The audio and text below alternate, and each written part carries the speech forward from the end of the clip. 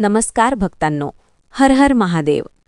आज मी तुम्हाला एक अशी दिव्य कथा सांगणार आहे जी आपल्याला शिकवते की भगवान शंकर कधीही अपूर्ण देत नाहीत. ते जे देतात ते अपार देतात. मित्रांनो, माता अंजना अनेक वर्षे संतान सुखापासून वंचित होत्या. वर्षानुवर्षे पूजा, व्रत, उपास करूनही त्यांची इच्छा पूर्ण होत नव्हती. पण त्यांनी एक गोष्ट कधीही सोडली नाही: भगवान शिवावरचा विश्वास.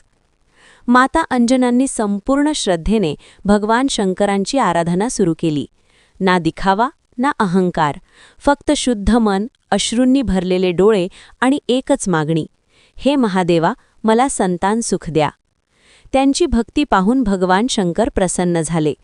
ते माता पार्वतींना म्हणाले, या मातेच्या हृदयात डोकावून पहा, तिला नेमके काय हवे आहे.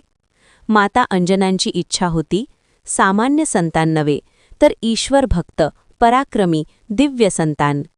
तेव्हा शंकर म्हणाले, मी स्वतः कधी कोणाच्या कुशीत बालपण जगलो नाही, पण आज या मातेसाठी मीच संतान रूपाने जन्म घेईन.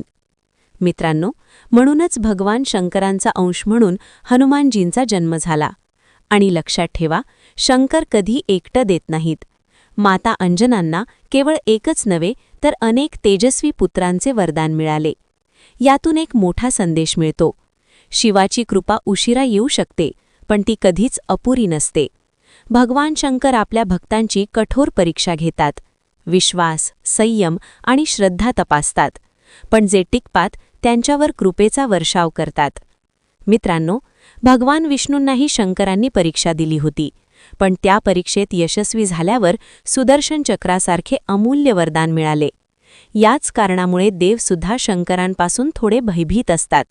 कारण शंकर इतके भोळे आहेत की जो काही मागेल ते रिकाम्या हाताने परत पाठवत नाहीत.